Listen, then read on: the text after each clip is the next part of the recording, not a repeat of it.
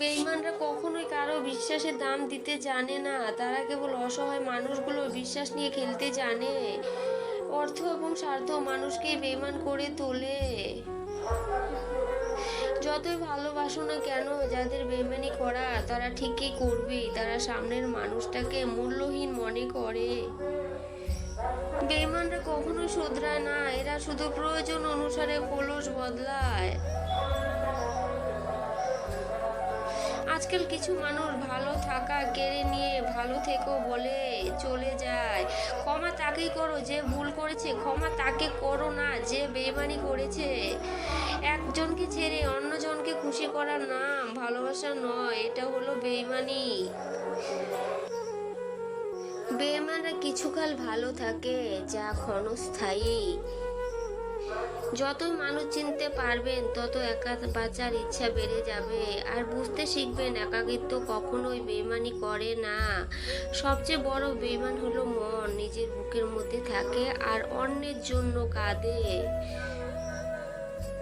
বেইমানদের সাথে সম্পর্ক না রাখাই শ্রেয়, কারণ ভবিষ্যতে এরা আরো ভয়াবহ হয়ে উঠতে পারে।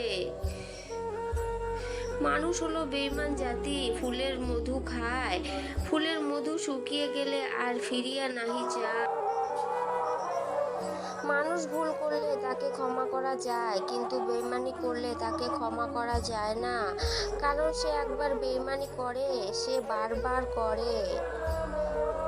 যাকে তাকে পথ চিনিয়ে দিতে নেই, পথ চেনা হয়ে গেলে সে আপনার পথে কাঁটা বিছিয়ে দেবে।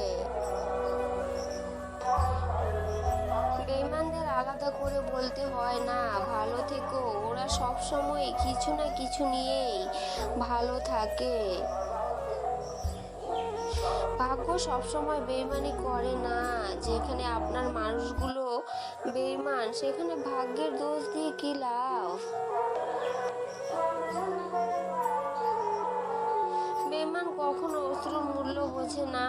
অন্ধের কাছে আয়না বিক্রি করা আর বেঈমানদের বিশ্বাস করা একই জিনিস। আমরা সেই মানুষটাকে আপন করে নেই, দিন শেষে যেই মানুষটাই আমাদের ধোঁকা দিয়েছে।